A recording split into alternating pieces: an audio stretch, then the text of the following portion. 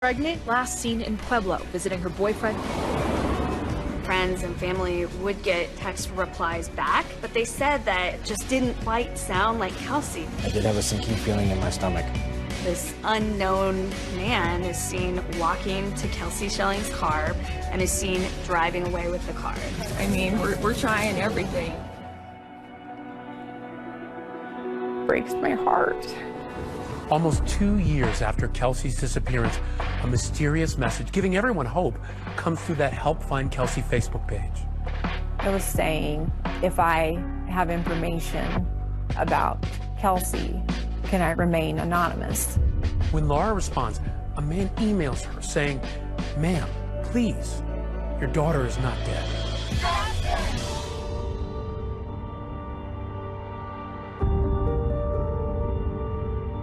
Kelsie Schelling grew up in the tiny farm town of Holyoke, Colorado. Holyoke is around 2.5 to 3 hours away from Denver. It's quiet. It's kind of have your own way. Perfect place to raise a family. Yeah, real good place. Yeah, safe. You're hoping anyway, you know. Holyoke is definitely agricultural. There's only one stoplight, and if you want to go to a Walmart, you've got to head west to Sterling. That's 50 miles away. In the early 90s, Kelsie's parents, Doug and Laura, owned the local grocery store in Holyoke. Kelsie and her brother Colby seemed to be living out the American dream. I first met Laura Saxton back in 2016 when 2020 was first looking into Kelsie's story.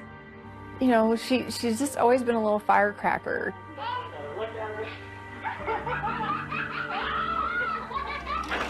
Hi, Cal. Hi, Cocoa Bean. Kelsie. Kel. She wasn't a kid that wanted to stay up till midnight, you know, where you usually have to fight your kids to go to bed, like at 8:30. Yeah. That's when she wanted to go to bed. She'd go into her room and pull back her covers, and each animal had to be in a certain place, and everything had to be just perfect. When she got to be 2, 3, 4 years old, she was feisty. You'd try to give her a kiss, and she'd slap me pretty good, so I kind of learned my lesson, you know.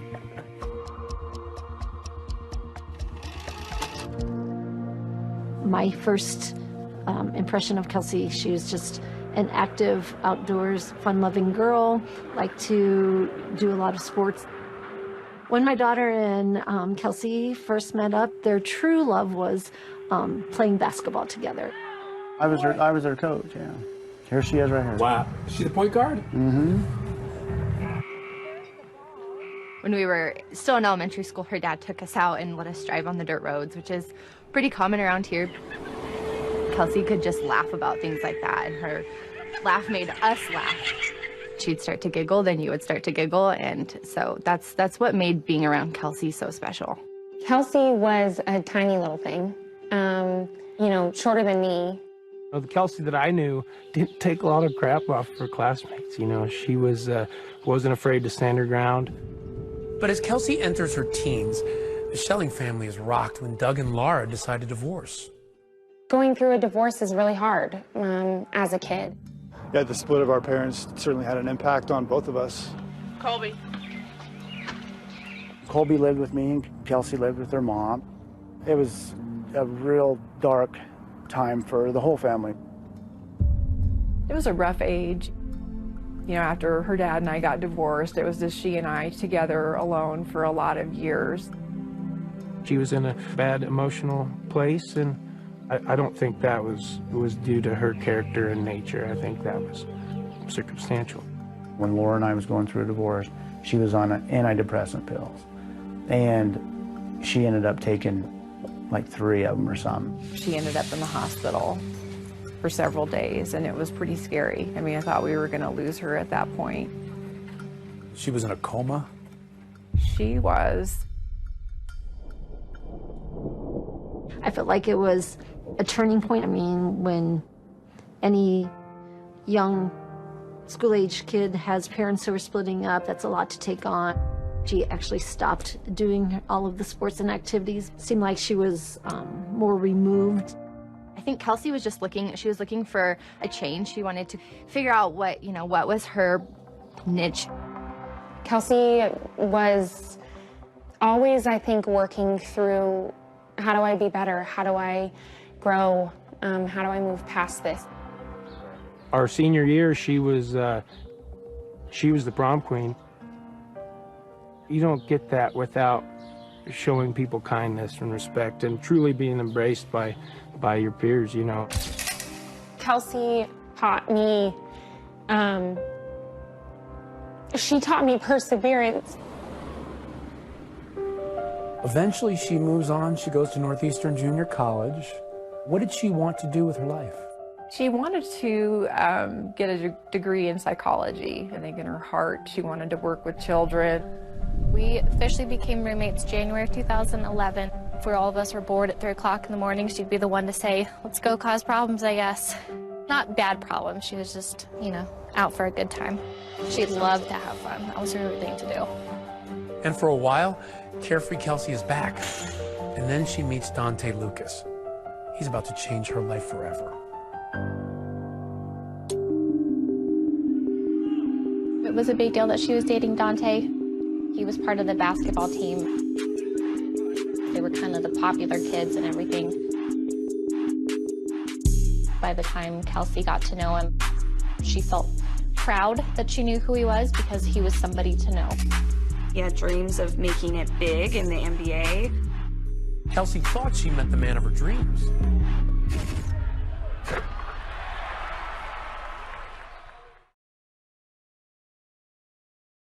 Marker. Please say your full name and give us your title. Lisa Wayne, attorney at law. Well, I had the privilege of being down in Pueblo in the 80s, and I was a public defender. Pueblo's a small town in southern Colorado. Used to be a steel mill town. The steel mill shut down in the 80s. Pueblo was founded and built by people that came from all over the world. We're the home of the Pueblo chili. Everyone that lives there is so proud of this town. Kelsie's love interest, Dante Lucas, lives in Pueblo. Sarah Lucas, Dante's mother, is raising all 4 kids on her own in this Colorado town, set on what's called the Front Range of the Rocky Mountains. In the town of Pueblo, a 6'7" star athlete stands out.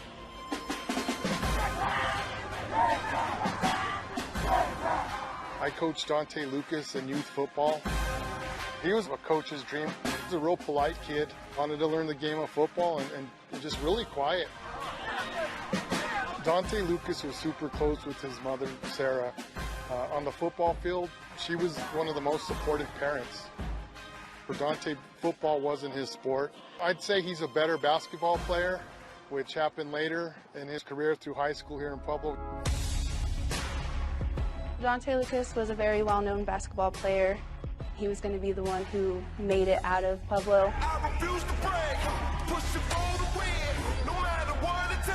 He had dreams of making it big in the NBA. It was obvious that he wanted to pursue it, but the family spoke more about it than he did. We were told by Dante's mom, Sarah, that he was getting contacted from North Carolina and Kentucky. Their dream was that he was going to make the NBA and make a good life for himself. When I first met Dante, he was a freshman here at Central High School. He was 6'7". If you have that kind of size, you know, you can make a lot of things happen. It just amazed me as a guy in class that was so quiet was just as popular as he was. He was a really good role model for the young kids in the neighborhood. His attitude was always good. He was good with his teammates. He just matured into a very good basketball player. His overall drive as a student from day one, it wasn't up to snuff. As a teacher, I'd try to get him involved with the rest of the class. I talked to him about that several times. Whether it was his grades or his skill, Dante didn't get into an NCAA school, but he wanted to continue to play basketball. Dante gets recruited to Northeastern Junior College in Sterling, Colorado. He's playing basketball when he meets Kelsie Schelling, and they begin dating. Kelsie and another one of our roommates actually went to a basketball game and were scouting out the cute boys on the team, saw Dante and decided to go up and talk, and that's how she and Dante met. By the time Kelsie got to know him and really got kind of involved, she felt proud that she knew who he was because he was somebody to know. They spent a lot of their extra free time together. When did you first meet him? I never met him. I saw him play basketball a couple times. Kelsie never really said anything about bringing him home to meet the parents. He was not committed to her by any means. Kelsie could have had anybody, but she kind of always took attraction to people that needed help, that she thought she could turn around. I believe that if Dante was, failing or had bad grades, that his basketball career at the school would be definitely on pause. I don't honestly think that Dante really cared to learn. Kelsie would try to help him. He would just seem very disinterested and not really care. I think she just hoped if she was good enough to him that, he would realize that, she's the one. I think Kelsie stayed with Dante because she found someone that gave her attention even if it wasn't the right kind of attention. And I think Dante was with Kelsie because he got money from Kelsie, borrowed Kelsie's car, basically lived a life that everyone works for but didn't have to do anything for it. Just had to be there. There were good days in the relationship with Dante, and then it just went south. He would play with her heart. I could definitely see some bubbliness fading out as he broke her spirit. Kelsie texts Dante, "I'm really hurt. The way you talk about me to other people is your true feelings. I guess I'm just a fool. I'm so heartbroken." Days later, Dante would respond, "My phone's been dead the past few days." And then afterwards she'd be like, "Oh, well, he's better, he's gonna be better." And then she'd be happy. Dante left Northeastern Junior College because he was kind of done with his studies. After Kelsie leaves Northeastern Junior College, she lands in California, but she doesn't stay there long. Why did she decide to leave? Mostly it was financial reasons. Where did she go from there? That's when she moved back to Colorado, was living in Denver in her dad's apartment, and she had started working at Floor & Decor. When did she start going out with Dante again? Over the holiday time frame, November, December, he would stay with her, but then he'd go back to Pueblo sometime. Were you worried that he would come back and what that would do to her? Absolutely. I saw what it was like before, and I didn't want that to happen to her again. She didn't want that to happen to her again, because she knew the kind of person that she became when she was with him. How in the world did they get back together? I don't know. She missed him, I guess. Kelsie has a surprise for her family. She's pregnant. She called me when she found out she was pregnant, and she was stressed, very stressed. I could tell she was scared to tell me. Just told her, "I will support you. It's going to be okay." She was happy. Did she tell you anything about Dante's reaction? She said he was mad. She and Dante would be texting, and he would stop responding either during arguments that they were having. She would then get upset, wait to hear back from Dante, and left in limbo, and it was very aggravating for her. Kelsie texts Dante, "You were my best friend. The only thing I lived for day after day. What happened to us? It wasn't supposed to be like this." One time I'd talk to her and she'd say, he's kind of coming around, and Dante will never abandon the baby. But a child with Kelsie was not in Dante's plans. Kelsie gets a text from Dante, and he says that he has something for her. He alludes to a surprise, and he wants her to come to Pueblo.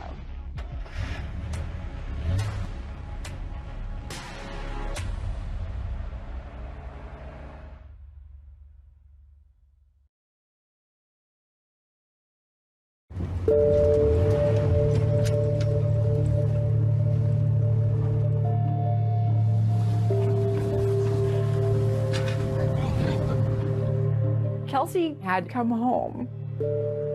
When she was here, she slept a lot.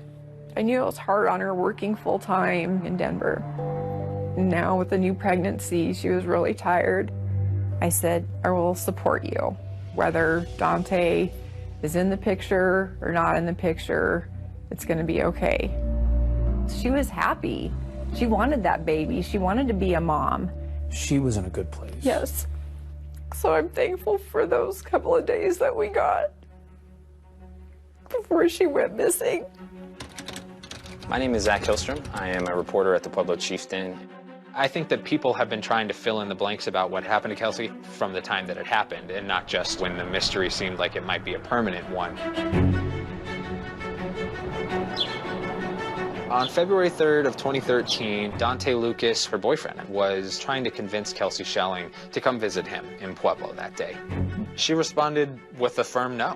It seems like they fought a lot that night. Just before 3 a.m., Kelsie texted Dante, "You don't have to be in a relationship with me. You don't have to marry me. You don't have to have a happy little family with me. You don't have an obligation to me. You're good. Don't worry. Good night." Lucas's response to that was, "Oh, I know all of that. Thanks for stating that for me." So it was February 4th, and Kelsie had taken 3 home pregnancy tests. So she went into the doctor and had the doctor confirm to her that she was actually pregnant. She got the sonogram done. She even had the photo in hand of her sonogram. She was able to share that with her mom. What did you think when you saw the baby? I was happy. I knew that she was happy. She showed up to work probably 10 minutes late. She just had her ultrasound. She was really excited. She was in a great mood that day. That morning, Kelsie told Dante that she had finished her appointment and that her due date was September 13th. Lucas's response to that was cool. He asked her to skip work and come to Pueblo. She texted him, "I'm not going to come get you so we can fight all day." He texted back, "I don't want to fight at all. I want to give you this." She writes back, "Give me what?" He says, "Just wait and see for yourself. You probably wouldn't believe me if I told you anyway, so you can see for yourself." Kelsie decides to go down to Pueblo after work. She clocked out of work at a little bit after 8:40 p.m. and hit the road to see Dante in Pueblo. So Denver to Pueblo drive right down I-25. It's about 2 hours long. It's just one straight path. Not a lot of people are out on the roads. It is a lonely, quiet drive. While she's driving down to Pueblo, Dante sends her a text saying, "Let's meet at the Southside Walmart." And she parks her car there. She texted him at 10:20 saying she'd arrived, and he replied that he'd be there shortly. She's waiting, and she's getting impatient, like any girlfriend would. At 11:10 p.m., he still hadn't shown up to the Walmart. That's when Dante says, "Let's meet at our spot," which is in the neighborhood of his grandmother's home, and that's where Dante was staying at the time. She moved her car there from the Southside Walmart. She was just parked on the side of the road in this residential neighborhood.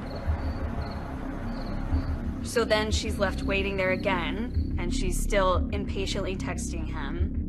The last confirmed message from Kelsie was sent at 11:18 p.m. She was asking Dante, "Where are you? I've been here for over an hour just waiting."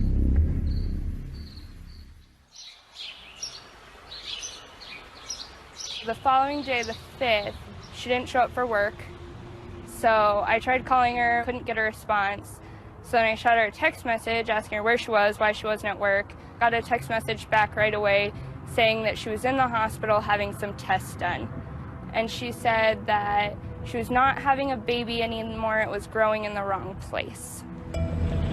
I tried calling her on Wednesday. She didn't answer her phone, which is kind of pretty rare. And then I texted her, I said, "Hey, give me a call." I got a text message back, said, "I'm not feeling good, I'm on the couch, I'll call you tomorrow." I kept trying to call, and she wouldn't answer. Toward the end of the week, it was going directly to voicemail. So then, in the back of my mind, I'm starting to get concerned. After Kelsie had driven to Pueblo, there was never a phone call that was answered from her phone. Kelsie is not the type of person who would not talk to her friends. She was glued to her phone. Friends and family would get text replies back, but they said that it came in a voice that just didn't quite sound like Kelsie. It was just short, quick responses. Generally, any text message I had from Kelsie, words were spelled and there was punctuation, and they didn't have that. I got to looking at the text message and it's like, man, I don't think that was her. Why didn't you think that was her? Just the verbiage in it and stuff. I mean, it just didn't seem like, you know, her texting me. Then on that Saturday morning, it's like the whole world just unraveled. All of her friends like started contacting us saying, you know, we've been trying to reach Kelsie and we can't reach her. I called Doug, her dad, and said, you know, something is wrong.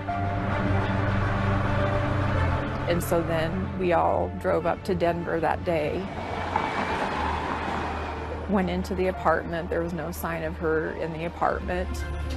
And that's when we called the Denver police. Family members were visibly upset. They were frantic, actually, almost feverishly asking for any help they could get in trying to locate her.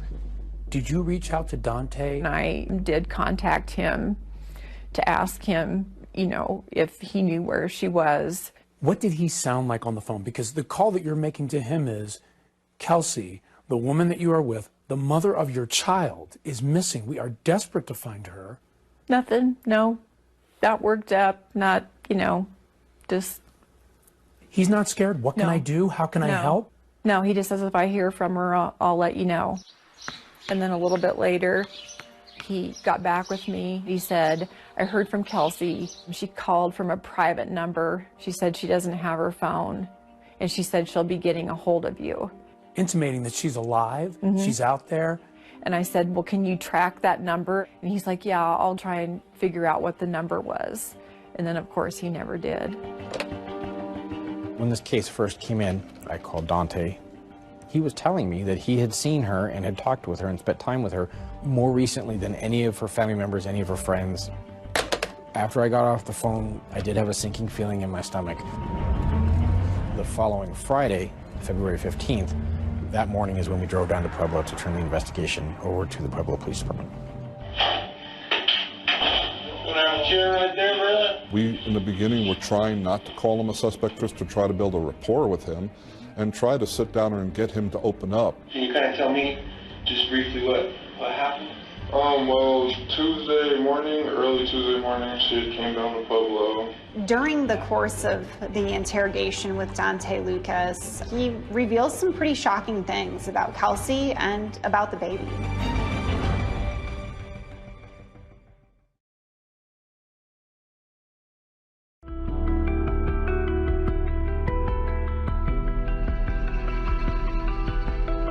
Now to the mysterious disappearance of a Denver woman. Pregnant woman who vanished. Kelsie was 8 weeks pregnant. Last seen in Pueblo, visiting her boyfriend, Dante Lucas. So when do you start talking to Dante Lucas? We start talking to him fairly quickly as far as what is going on. Police bring Dante in for questioning, and immediately he denies a romantic relationship with Kelsie. Now, is she your girlfriend, or no? We never were actually in a relationship. Can you kind of tell me just briefly what happened? She came down to Pueblo, and we're talking or whatever. You know, she ended up, getting mad at me or whatever. Dante tells Officer Robinson that Kelsie slept in her car in Pueblo. He said that they met up again the following morning and that he brought Kelsie Schelling to Parkview Medical Center, where she went inside. So, went to Parkview, and she went in and stayed for about almost 2 hours, hour 45 too. We have no record of Kelsie Schelling ever being here at Parkview Medical Center. Now, what do you check to find out if she was here or not? We have a medical records system that keeps track of every patient that's ever walked through our doors. So for you, there was no way she's ever here? That's correct. He alluded to the fact that she may have had a miscarriage. She came out and she told me that she wasn't pregnant. Just the day before in Denver, Kelsie's doctor told her that the baby was healthy. So then after we left Parkview, Dante claimed that he and Kelsie then went to the Southside Walmart. Kelsie was going to grab some snacks before she made the drive back to Denver. She went to go get some snacks, like something to eat, because she was hungry. And then came back out, we ended up talking, and she ended up telling me, like, get out of the car at Walmart, and she didn't want to take me home. So I just left from Walmart, started walking home, and then my mom came and got me. But surveillance video from Walmart reveals a different version of events. He contends that the two of them are together And clearly, based on the surveillance, it's one person. It's him getting out of the car, and no one else exits. When the car was parked at Walmart on February 5th, police believe that it was Dontae Lucas parking that car, getting out and walking away. They have pretty good surveillance video showing it. The car sat there overnight. The morning of February 6th, this unknown man is seen walking to Kelsie Schelling's car, parked at the Southside Walmart, and is seen driving away with the car. We have no idea who that person was in that video. It's a car that that person is familiar with, and we know earlier that Dontae had the key. Who do you think that someone was that came back and drove that car away? You know, there's similarities to Dontae, but it's nothing that we can 100% say that is the person who drove it away. When Dontae Lucas talked with police, he didn't paint the best picture of Kelsie. He painted a picture of, you know, just that she was kind of troubled. She had like bad anxiety, she has anxiety attacks, so she had pills for that. Okay, tell me about that. She's told me before that like she's ended up in like the hospital a few times from like overdosing, I guess. Dontae cast her to police as someone who had troubles with drugs. No. No? I don't believe that, no. She just one time she told me about the suicide, but she told me she ended up in the hospital behind it like multiple times. When she was 15 years old, she did. So yes, she has had that in her past. But if she committed suicide, you would find her body. I mean, she was happy. She wanted that baby. She wanted to be a mom. So at this point, Kelsie has been missing for more than a week. But on Valentine's Day, February 14th, 2013, her car is discovered. The car of a missing Denver woman has been found in Pueblo. Detectives will be examining Kelsie's car. It was big news when Kelsie's car was found at St. Mary Corwin Medical Center. How did it get there? What happened to Kelsie? I knew once her car was found that something horrible had happened, because there's just no way that she would have gone somewhere and left her car. To find the car and no Kelsie. And no Kelsie. We did not have any good security footage that could tell us who dropped off the car, how the car got there. Normally, if someone was going to go away for a few days, they take their car with them. So we are now leaning towards foul play. So we accelerate the case. Police start working backwards. They start going through surveillance video, and what they find is pretty surprising. Less than 12 hours after she would have arrived in Pueblo, surveillance video shows Dontae in her car at an ATM in Pueblo. He's driving and he takes $400 out of Kelsie's bank account. But is it suspicious for you that he uses that card after the date where you pinpoint Kelsie was missing? It is part of the suspicious activity, yes. Because Dontae withdraws money from Kelsie's account without her in the car, Dontae is brought in for a second time by Pueblo police. This is the second time I talked to you. These detectives had a wealth of information to go at him. Why'd you get the money? The money? What money are we talking about? 11:39 at the bank. You're on video, dude. In her car with her credit card. You're on tape. Oh, this for the 400 they're talking about? This is for my phone bill. Why didn't she go with you to the ATM? It's not in the car. It's on the video. It may have been while she was over the hospital. I'm not sure about the, like I said, like my time frame has been messed up. The detective moves on to another topic, talking about why there's no record of Kelsie ever showing up at the hospital. There's no record of her ever being at Parkview. That's like all I have to say. Now here's the thing. Instead of pressing Dontae on these contradictions, they move on to an unrelated topic. When you dropped her off, when she dropped you off at Walmart, where were you parked at? I mean, like, apparently you guys know, so, like, I don't understand why you, like, I told him one time, like, I don't, that's all I can say about it. When she dropped you off, when was that again? Can I speak to a lawyer, please? So if you guys just keep asking the same questions over and over, and, like, I was like, speak to a lawyer. Once he requests a lawyer, all questions come to a halt. Unfortunately, this is a very poorly executed interview. I think it's a tremendous missed opportunity. Once he shut down, our avenues of trying to talk to him, and how did you read that? As the possibility that he knows something. Dante Lucas was arrested on February 15th. They don't arrest him on murder charges. He was arrested on felony identity theft charges for using Kelsie's debit card at the bank that day. But those charges were later dropped when investigators found out that Kelsie did, on occasion, give him permission to use her bank card. How do you prove she did not or did give him permission at that time? And since you had permission to do it before, it makes it a very difficult case to prosecute. He's released. He's, living his life. Do we suspect foul play? Yes. Have we come up with a body? No. Dante is a person of interest in the fact that she's missing. Hoping to get Dante to talk, police bring in the person who knows him better than anyone.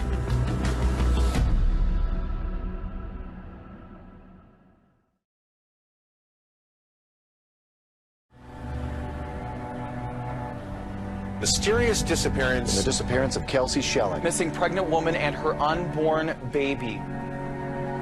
World, I want to leave you better. As journalists, these are the stories that keep us up at night.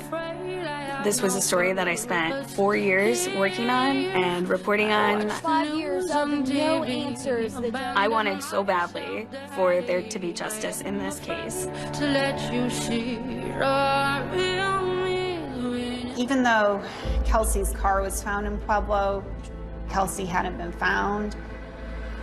Police, maintained at that time that it was a missing persons case.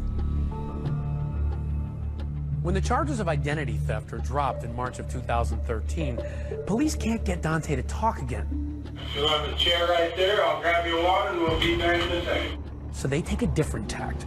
They decide to speak to his mother, Sarah Lucas. I would love to clear Dante and move on. If Dante would come in, do a polygraph, we ask him like 5 questions. If he passes that, we can move on and look other directions. I will relay that to his lawyer, and I know my son wants nothing more than to find out what happened to her. Detectives ask her about February 5th. That's the day that Dante was seen on surveillance camera parking Kelsie's car at Walmart. Did you in fact pick Dante up? I did pick my son up. At that time, did you see Kelsie? Was she with him, or? No, she wasn't with him then. Do you know where she was? Yes.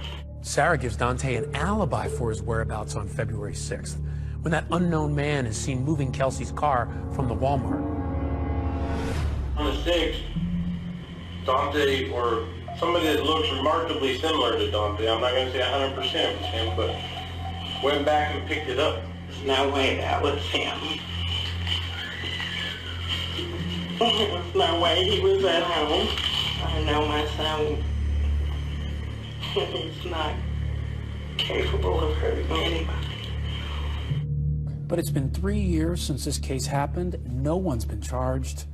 That's right. You have inconsistencies, lies, but without a body or any direct evidence that tells us something happened to her, to a homicide, it may happen one day, but right now it's, we haven't had any evidence to reclassify it. You look at the Pueblo Police Department, they probably didn't have as many resources, and her family quickly became frustrated with how this investigation was progressing, or kind of the lack thereof any progress. Kelsie's still not a victim, according to them. There's not been a criminal act committed, according to them. We just want an effective investigation done into Kelsie's disappearance. Her family is pleading for your help. We're doing everything in our power to find our missing loved one. We tried to push Pueblo police for answers. We were there for every press conference, every event. We just weren't getting any new information from them at all. And to me, that was so frustrating. The investigation really isn't being handled properly. Laura Saxton always been a fierce advocate for her daughter, and I don't think she'll rest until Kelsie is found. Many in Pueblo are not giving up on finding clues that could help find Kelsie Schelling. Why do you think people feel so strongly about Kelsie's case? you know, they can't believe it. You know, they try and imagine what if it was their child.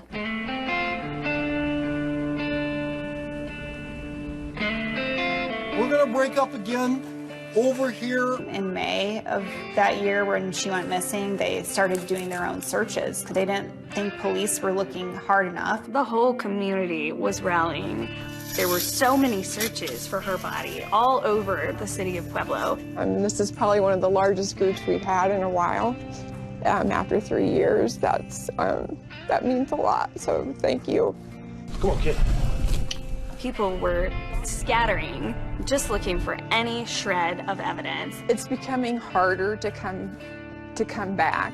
I dread the trips, but I know I have to do it. She comes home empty-handed. The one thing that she doesn't have is Kelsie. They never found anything on those searches. Then those searches turned into anniversaries. Kelsie Schelling disappeared 4 years ago this month. And Kelsie's mother believes police are now closer than ever to finding her. That turned into justice walks. What do we want? Justice! Around the Pueblo Police Department and the District Attorney's Office. We appreciate you all so much. Your support keeps us going. To put pressure on our system to do something here. We're going to keep going. We're going to keep coming up with ideas. I mean, we're trying everything. Kelsie's family offers a $50,000 reward for information. So you feel like you're doing everything you can, even to this day, to find out what happened with Kelsie? Yes. There is no lead we don't follow up. We followed up leads from psychics that call in. Well, they've had a vision on where Kelsie is, and we followed up those leads. In an effort to get some more information, hopefully some tips and leads in the case, Kelsie's family also set up a Facebook page, Help Find Kelsie. It was one source or one place where people could come together to generate information, maybe from even people that didn't want to call police. You get a Facebook message. It was from a woman saying, if I have information about Kelsie, can I remain anonymous? It's so awful. He sold her into sex trafficking. I almost feel like I went insane. What if she is still out there somewhere? We were on the ground to investigate, and I couldn't believe what happened. Right when they're at the trunk, get ready. It's Ryan Smith, ABC News.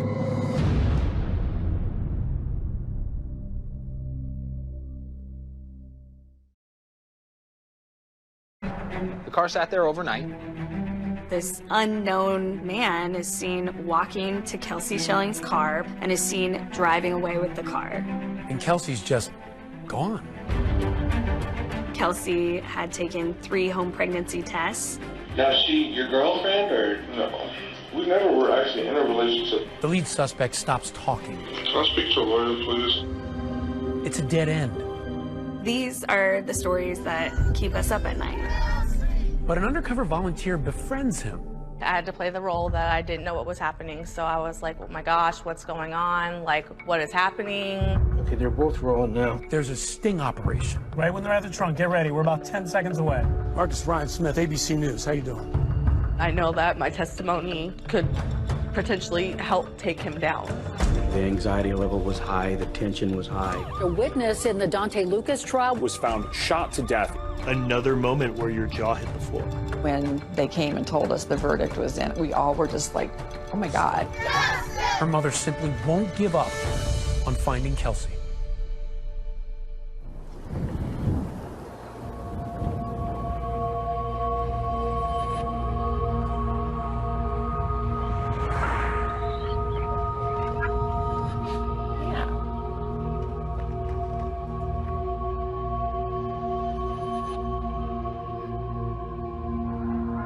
For nearly 2 years, Laura Saxton had been on a desperate search for answers about her daughter Kelsie, who suddenly disappeared in February of 2013. There will be a renewed search for clues in the case of Kelsie Schelling. Just through seeing Laura Saxton, the tears, the sadness, the frustration, it all came, rolling out. Many in Pueblo are not giving up on finding clues that could help find Kelsie Schelling. The relentlessness of this mother's search really struck a chord with so many people in Pueblo.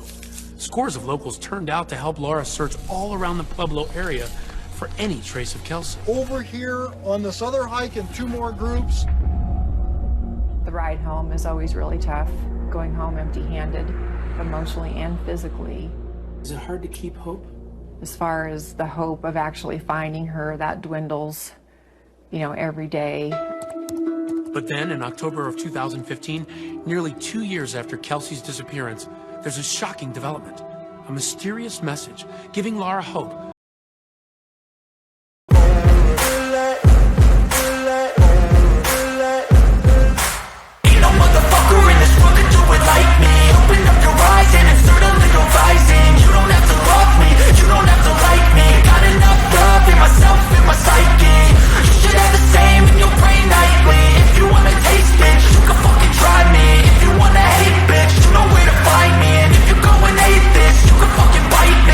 Cruising in my lane fast, call it high speed. I've been working hard, yeah, I've been working nightly. If you think you'll win, ha, not fucking likely. I be taking shots, yeah, cold-blooded, icy. Watching numbers grow is what I call sightseeing. In the front row, run it up when they hype me. The following grows, they know how to ignite me. Call me CEO, I've been running shit right, see. And I ain't playing games, I create my own lane, making pleasure out of pain, turning losses into gains. I'm the boss, I'm making change. I've been rocking this exchange, popping off and risking things. Gonna make a fucking name. I just wanna be famous, but I don't want that cheap fame. No, I'm not that vain. I just wanna be greatness. I just wanna be greatness. I just wanna be greatness. I just wanna be greatness. Ain't no motherfucker in this world can do it like me. Open up your eyes and insert a little rising. You don't have to love me, you don't have to like me. Got enough love in myself, in my psyche. You should have the same in your brain nightly. If you wanna taste, bitch, you can fucking try me. If you wanna hate, bitch, you know where to find me. And if you go and hate this, you can fucking bite me. Okay, I'm going off every chance I get. I don't really take a loss, well, I'll admit. That's why I'll make it to the top, yeah, I commit. And no, I'm never getting lost, I get after it. Investing in my own stock, cause it's faster than any crypto hits go, let me spend. Everything that you see is something I invent, and it's only a percent. I'm gonna take shots, if I miss all, forget it. I'll take a fat loss just to learn all that's in it. I'm taking snapshots, learning how to fall and get it. I'm getting back up, always stand tall, don't sweat it. I never back up, I don't miss a thing or regret it. I'm always learning, you could call me academic.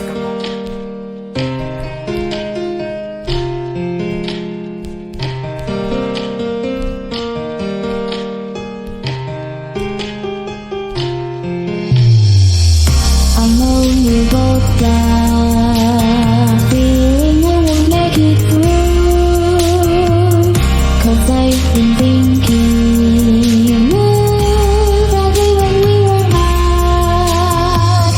I've been thinking you go when we were, when I can't bear those two thoughts it too much like that.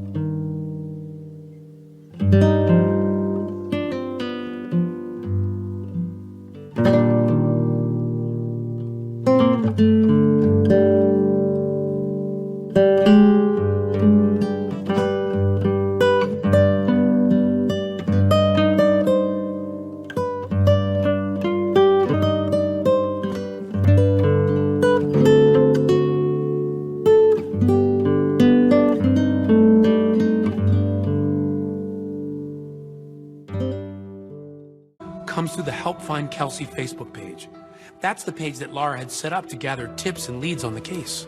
It was saying, if I have information about Kelsie, can I remain anonymous? When Laura responds, a man emails her saying, "Ma'am, please, your daughter is not dead. She will be back home alive." The man offers a harrowing account of what really happened to Kelsie. He claims that Dante hired a friend to kill her and says Dante has no idea she is alive. He thinks she is dead. And that the friend did not kill her.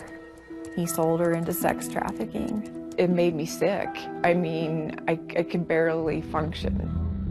What if she is still out there somewhere? The emailer says he needs money to help Kelsie escape. $50,000 in cash. So the plan is this. The money is to be brought to Vancouver, Washington, specifically to a local McDonald's restaurant. Then it's to be hand-delivered to a guy named Marcus, who would be wearing a red hat. Once the money was exchanged, then this courier person would go and get Kelsie and bring her back to the McDonald's. I'll have to sell some stocks, which will take about a week, but I can push to expedite that process. I just thought, what if she's been out there and I could have found her and we haven't? I mean, it was just what if? Laura sets up the meeting at the McDonald's in Vancouver to deliver the cash. But even though she's desperate for answers, she's worried that something criminal is going on. So she reaches out to the Vancouver police and asks them to go undercover to meet this courier. It felt like law enforcement from Vancouver should have been involved in the situation. But just before the appointed time, the Vancouver police back out, believing it to be an internet scam and not an actual human trafficking plot. But 2020 had the McDonald's under surveillance to see if anyone would show up. Our cameras are rolling as a man with a red hat comes in. That's him. He sits quietly. But after no one shows up, he takes off. Okay, you don't move. Cut the engine. Weird, eerie to see that they actually were, going through with this. He's gone. It was just all a matter of trying to get down to the truth of this. As I was investigating this mysterious email, a contact of mine told me about another missing woman's case that proved to be the key to unraveling this mystery. In Portsmouth, Ohio, 1,200 miles away from Colorado, Megan Lancaster, 25 years old, has also suddenly disappeared. Katie Lancaster is on a mission to help find her sister-in-law. I mean, she's gone without a trace. We have her car and her wallet. An eerie feeling like there's something, like we're gonna find something. Months go by with no developments. Megan's family organizes searches and sets up a Facebook page to publicize the case. And then, out of nowhere, he pops up. A startling message comes through the family's Facebook page about Megan. He says, I know where Megan is, and I can get her back. Just like with Kelsie's family, the emailer says he can help Megan escape, but he needs money, $50,000. He directs them to bring $25,000 in cash up front to Vancouver, Washington, specifically to that same McDonald's, and deliver it to a man named Marcus, wearing, no surprise, a red hat. What if he really does have her, and I can bring her home? You should stick with the crew, behind the camera, with the crew. To unravel just what's going on with this mystery, Katie agreed to work with 2020 to set up a sting operation. Katie and I are going to be in one vehicle. Just like Laura did 2 weeks earlier, she arranges a meeting to drop off the money in Vancouver at that McDonald's. There are booths over here. Katie, you said this morning that they sent you a text message. They will be sending Marcus. Okay, they're both rolling now. I would be going to this rendezvous with Katie, but wearing a hidden camera.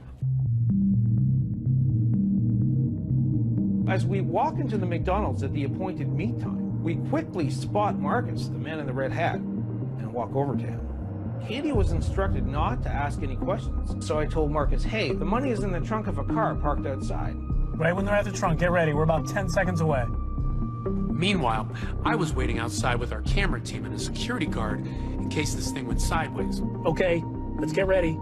As they head out to the parking lot, before the trunk is opened, I walk over to Marcus. I want to get some answers. Marcus Ryan Smith, ABC News. How you doing? Pretty good. Good. Why'd you come here to take $25,000 from Katie? I don't know. You don't know why you're here to take $25,000 from Katie? Nope. What are you here for? Oh, to collect some money You see, Marcus claims he was suckered too, lured online into a supposed jewelry venture. He says he was supposed to pick up the money and then wire it to someone he's never met. So a random guy tells you to go to a McDonald's twice in less than 2 weeks to meet people to pick up money, and you don't think anything of it? I didn't think none of it. We were told that you were going to deliver Megan to Katie today. Is that true? I have no idea about no Megan or no kidnapping or anything like that. This would be a scheme to extort money from families who have family members that are missing. I didn't know nothing of this. I had no clue anybody was supposed to be exchanging nothing for a human being. If I did know, I would not have been involved in this situation. So you've been here twice, coming to pick up money at a McDonald's. Your name is attached to this. Just feel shaky inside. I had no clue. It's important that you be real honest with me. Yeah, I'm real honest. You have never heard of Kelsie Schelling? Never. Definitely a big scam. I want to know who's behind it. But an FBI analysis of the emailer's Facebook page showed it used an IP address traced all the way to Russia. In most scams, they're compartmentalized. So the person you may send to pick up the cash at a particular location may know nothing about what the scam is. Then that's just 100% clarification that, you know, this is some dirtbags out there, you know, trying to get money off of these poor families. But while the extortion plot that was torturing Laura was laid to rest, the roller coaster ride wasn't over. A sympathetic stranger who feels for Laura comes up with a shocking plan to go undercover on her own and befriend Dante to try to find the truth about what happened to Kelsie. I knew that I was potentially putting myself into danger. Dante Lucas? And when we go to get some answers from Dante, she was right there with him. What do you have to say to her family?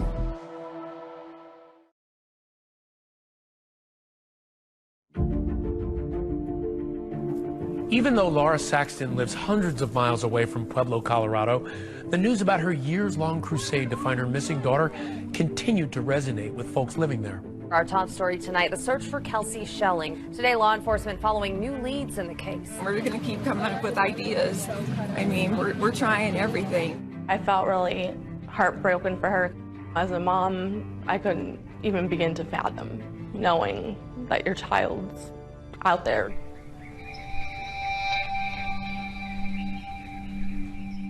It's spring of 2016 when Lauren Shore, a single mom living near Pueblo, says Laura's story inspired her to hatch an audacious plan of her own. Make Facebook friends with Dante Lucas, gain his trust, and meet up with him in real life, and just maybe help solve the mystery of what happened to Kelsie. Definitely was nerve-wracking, but I felt like I could do it. So I had messaged him on Facebook, and I told him that I was looking to meet new friends. He responded fairly quickly, within, I say, a couple of hours.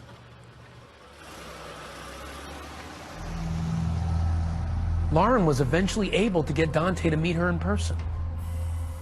When we shot this footage of Dante playing basketball in 2016, Lauren was there with him. She says it was only the second time they'd ever met. We had went to a basketball court to just play around, shoot some hoops, and that's when a man with a camera came up to us. Dante Lucas, I'm with ABC News 2020. The family of Kelsie says you're responsible for her disappearance. Is that true? Who's Kelsie? I freaked out. I had to play the role that I didn't know what was happening, so I was like, oh my gosh, what's going on? Like, what is happening? What's happening right now? And he kind of just shut down and was like, I'll tell you about it later on. Don't freak out. It's okay. None of this is true.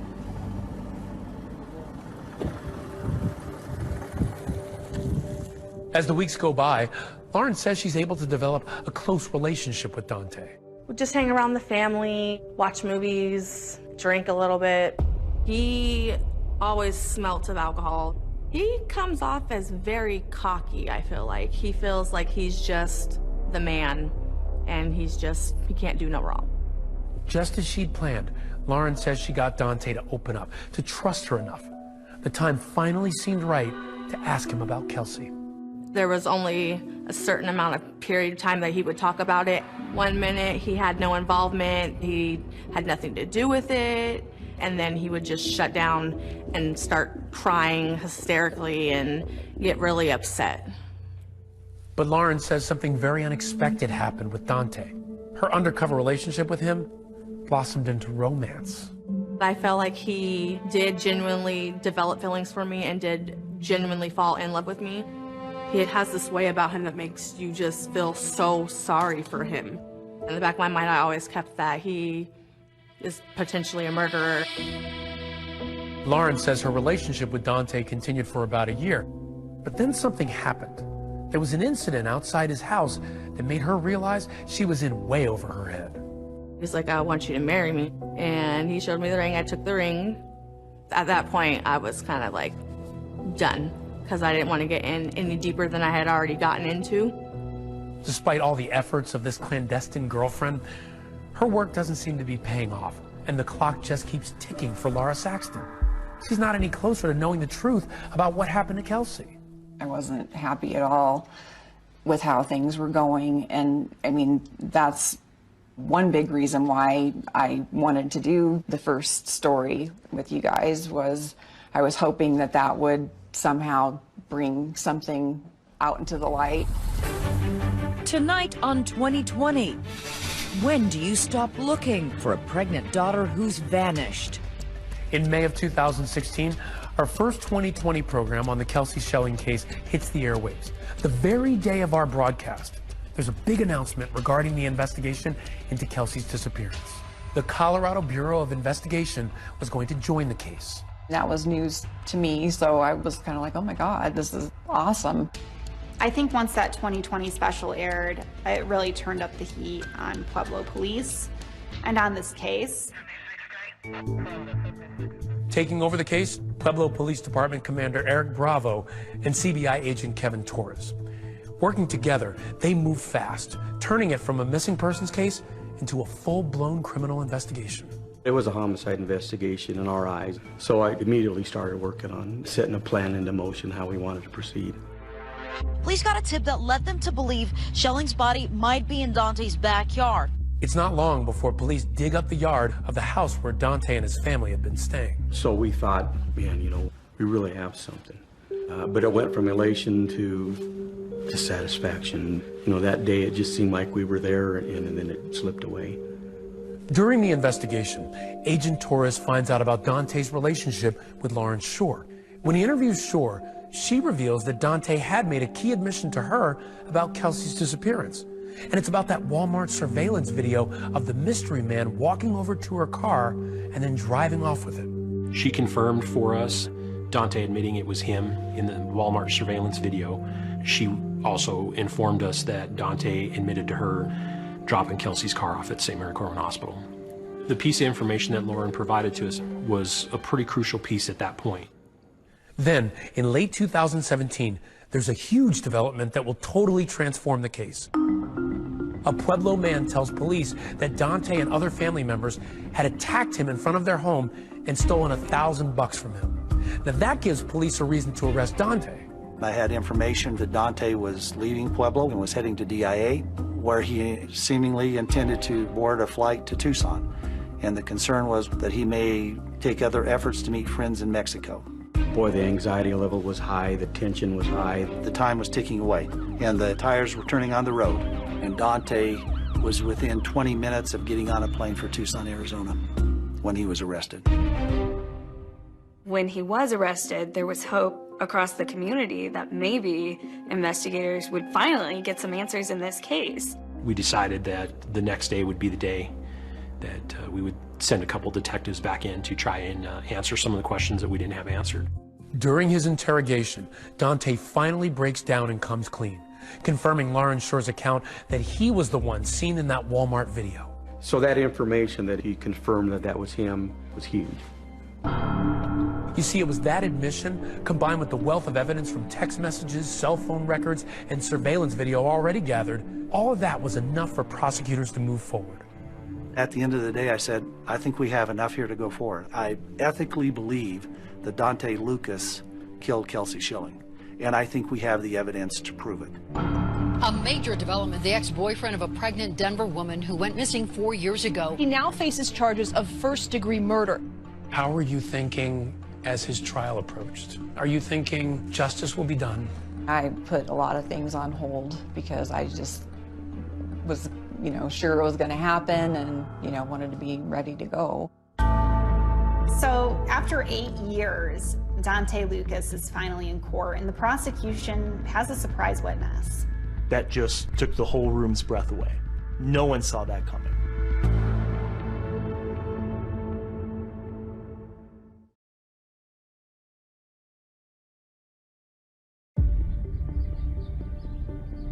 This story became such a big deal here in Pueblo because people want answers and they haven't gotten any for 8 years.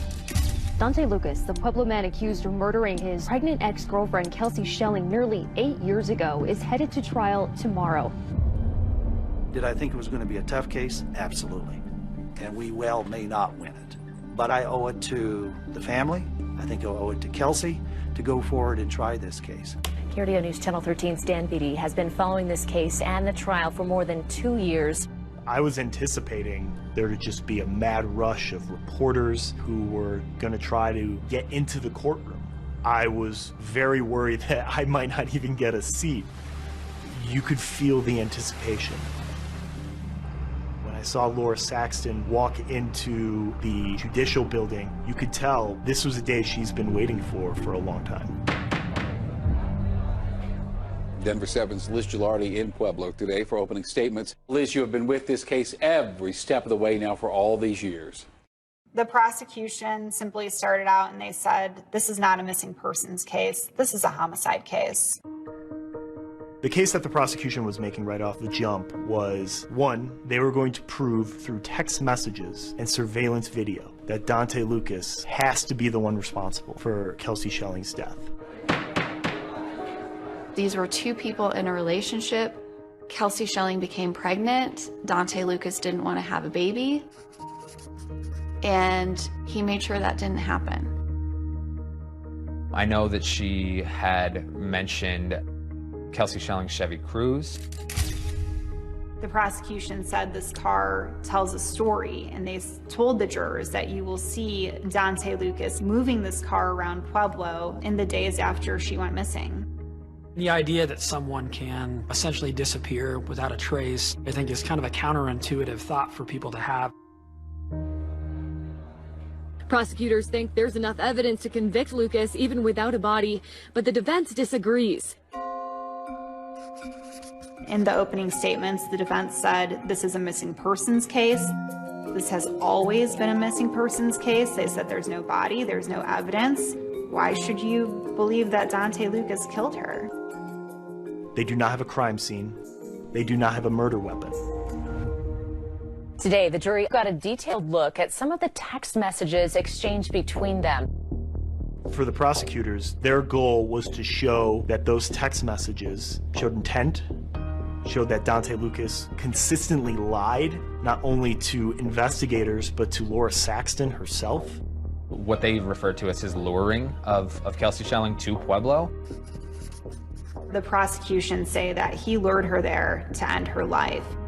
We know that that's his phone. He admitted to those text messages. We know that that's his thoughts and feelings about it. That's direct evidence. And the movements of their phones as well, as they were pinging off cell phone towers in Pueblo on the night of February 4th and the early morning hours of February 5th. I think that a lot of the case really centered around those movements. Two pivotal witnesses testified in the high-profile Pueblo murder case against Daunte Lucas. First witness was Laura Saxton, and we were not expecting Laura Saxton to be the first one to take the stand. She didn't break down, but you can tell she's hurting. There's a lot of pain behind her voice. I think that was really powerful for the jury to see. Her mom spoke to the fact that she absolutely wanted this baby. Prosecutors today painted Kelsie Schelling as an excited mother-to-be, desperate to make it work with her boyfriend. It didn't take long for the prosecutors to swing for the fences, calling some pretty shocking witnesses to the stand. Ryan Rivera is a former Pueblo County inmate who considered himself to be a friend of Daunte Lucas.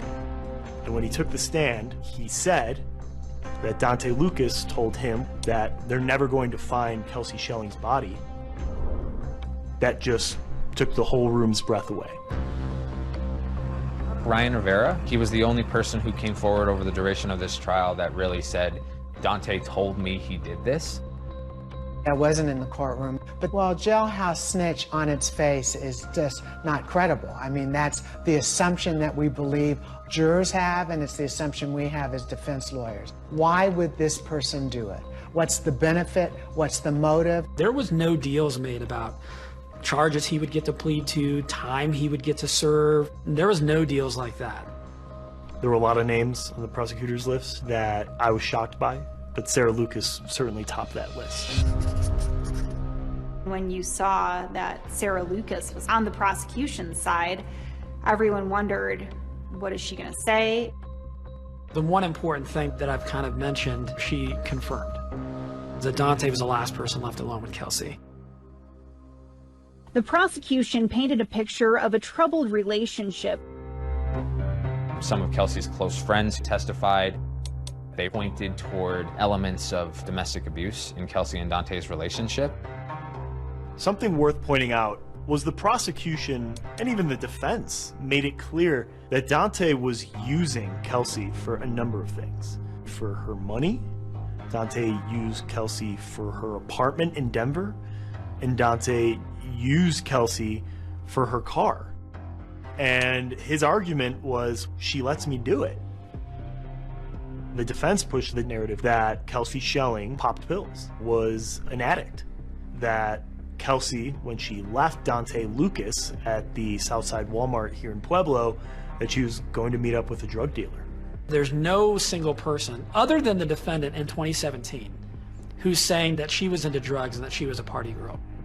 You didn't have the forensic evidence. It seemed like you were really relying on circumstantial evidence and the evidence of snitches and these other witnesses. That's pretty straightforward. Either you believe them or you don't.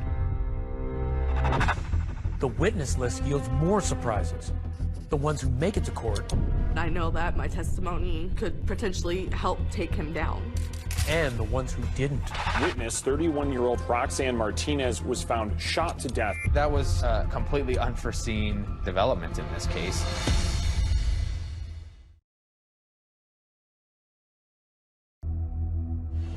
Breaking on Denver 7, a key witness in the Kelsie Schelling murder trial found dead. That witness, 31-year-old Roxanne Martinez, was found shot to death in Denver last week. These are still very stunning developments. Roxanne Martinez, a witness for the prosecution, was set to testify soon. That was just an absolutely, completely unforeseen development in this case. People were reeling when that news broke. Denver police officers were called to a residential area in southeast Denver on a report of an unresponsive female who was lying in the roadway. We determined that that individual had been shot one time and died from that injury. Her dad is in shock, her mom, her stepmom. It's just tragic all the way around. I think when a witness in any major case turns up dead directly before they're set to testify, I think, of course, people are going to think, was she killed because she was going to testify? Denver police arrested a suspect in Martinez's killing, 29-year-old Emmanuel Chandler. Chandler has been charged with first-degree murder, but he hasn't entered a plea yet. We don't have any connection between Mr. Chandler and Mr. Lucas or anybody associated with that trial. Our concern was to make sure that people understood that while she was an endorsed witness, I couldn't comment on her testimony. Nobody knows what Roxanne Martinez was going to say on the stand for sure, with the exception of maybe the investigators who talked to her. But while prosecutors say they can't discuss what Roxanne Martinez would have said on the stand, 2020 has uncovered some revealing details about her. You see, back in March of 2016, a woman named Roxanne had reached out to Laura Saxton through that Help Find Kelsie Facebook page. Roxanne messaged that she used to date the guy Kelsie was pregnant with, and he told me what had happened and started crying.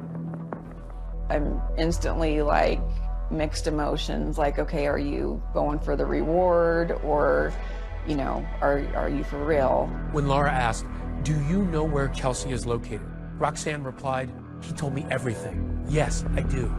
Basically, her information sounded very good and very promising, and so we really wanted to meet with her. This mysterious woman agreed to meet Laura and her husband at a Mexican restaurant in Denver. We were actually on our way there, and I tried to reach her by phone to let her know we were coming. She said that she was in the hospital and couldn't meet us.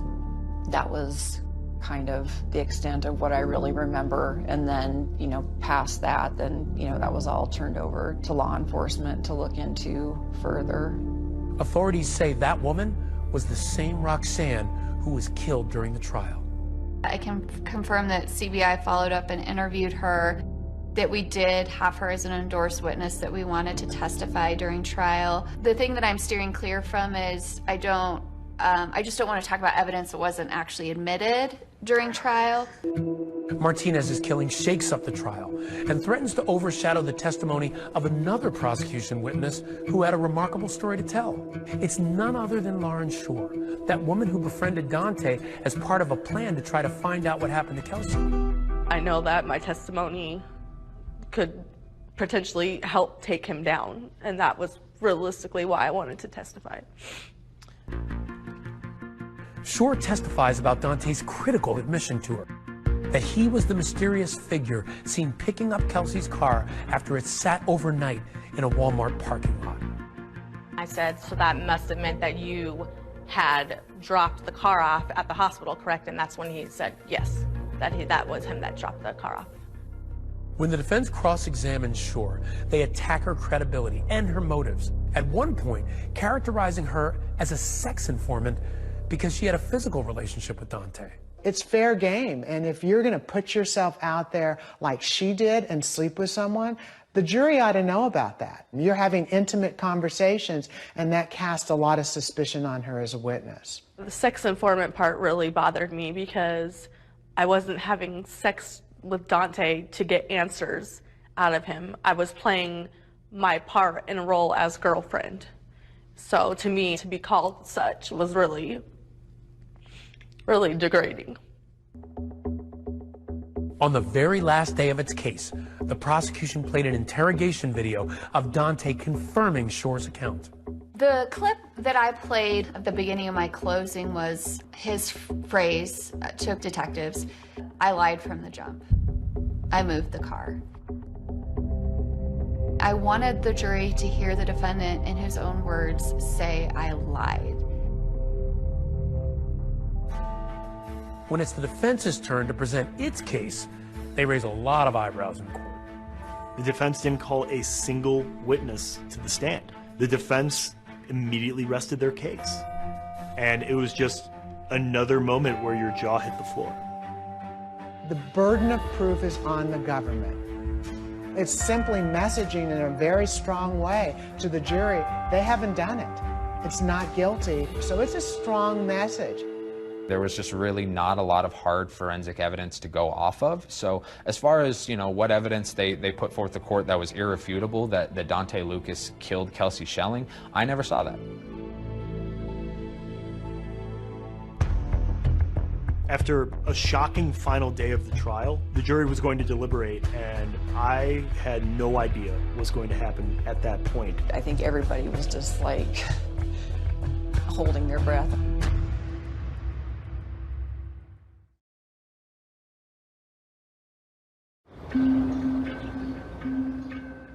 Prosecution and defense have given closing arguments. The jury is now deliberating. Well, on that last day of the trial, no one expected to get a verdict that day. So now the waiting begins. Yes. And I was prepared to camp out at the courthouse as long as I had to. I really thought I would be there all week, and we're really totally unprepared for when they came and told us the verdict was in. I think we all were just like, oh my God. I mean, it was shocking how quickly they arrived at their decision, especially given just the amount of information they had to look at. I can tell you, because the decision came back so early, all of our experience as prosecutors is that this was probably an acquittal, because juries tend to come to decisions more quickly on acquittals than convictions. It was like standing on the precipice of a cliff and looking down. It was scary. It was a very tense atmosphere in the courthouse while everyone was waiting to hear what the verdict was. Even I was nervous, and I'm not affiliated with Kelsie Schelling's family at all. People were wondering, does that mean Daunte Lucas is going to walk? I think everybody was just like holding their breath almost. And then, when you hear the verdict, tell me how you're feeling. Well, the words came out way too slow. Like, I feel like the judge was talking in slow-mo, even though he wasn't. I mean, I was just like, every word, it's like, okay, spit it out, please.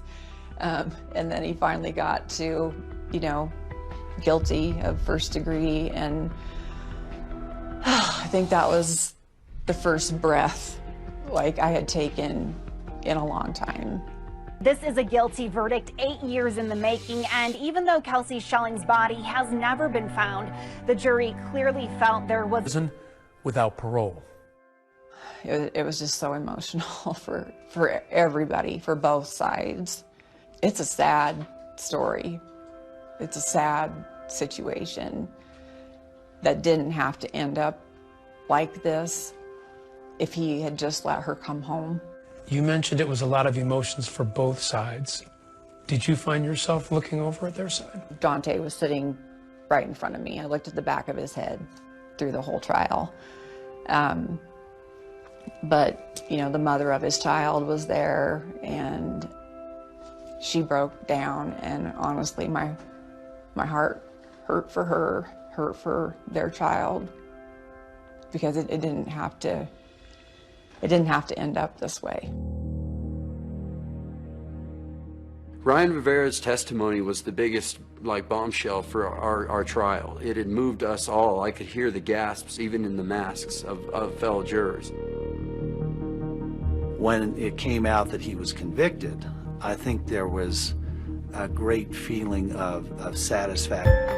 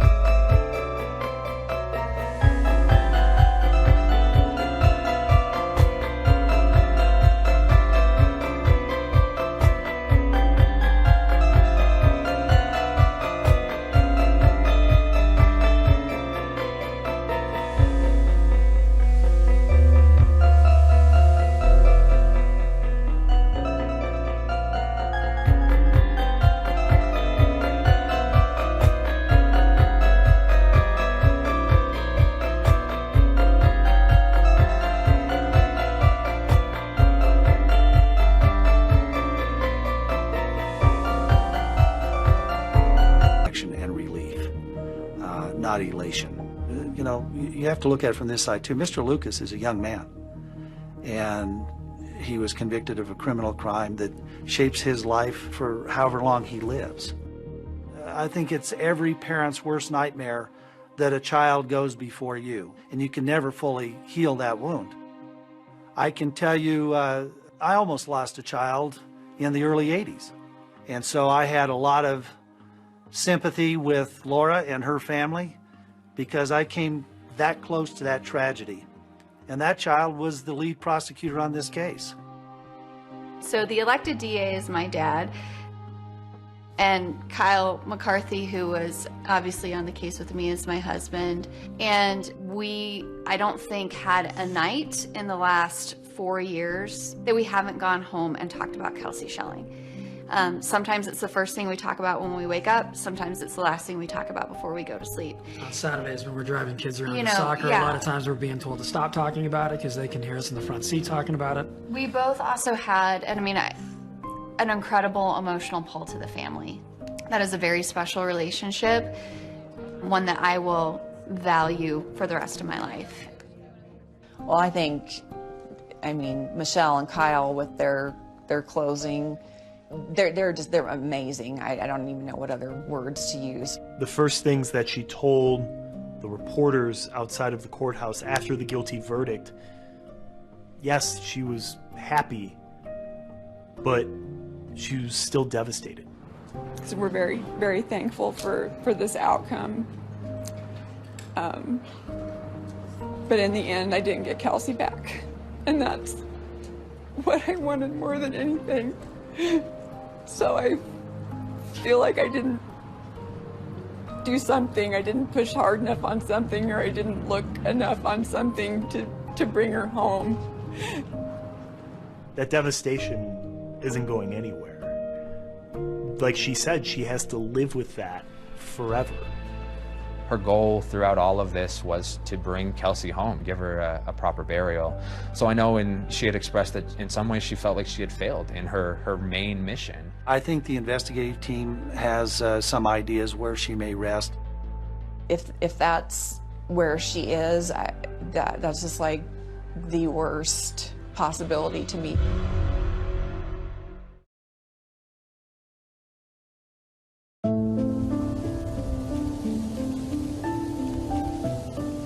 That very first day that we met in September of 2016. I'll never forget it like it was yesterday, and it was just a special bond that we formed. Kelsie's mom just battled and battled and battled. 8 years, I was hoping that it would never take this long. I grabbed my mother very tight and held her very close, held on to my dad's hands. Since the trial's over, it's because and Kelsie still hasn't been found, so but yeah, I've just felt very empty this past week. Doesn't feel final because still don't know where Kelsie is, and we still don't know exactly what happened. It turns out that prosecutors did present troubling evidence from the night Kelsie disappeared. That evidence provided a possible explanation to where her body could be. We received information from the Pueblo landfill that there was some video evidence of a vehicle being there. You couldn't see what kind of vehicle. You couldn't tell who was in the car. Their lock to their front gate into the dump had been tampered with.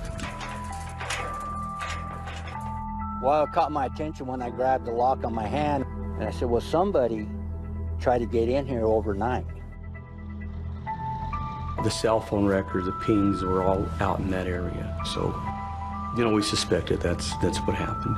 If you heard the testimony of the landfill expert, it would be next to impossible to just find a body just by conducting a search of the landfill. Who wants that for their child to be the final resting place? No one. We want to bring her justice and bring her home with us, her and Kadri both. Kadri, that was the name that she was going to give the child. I'm never going to recover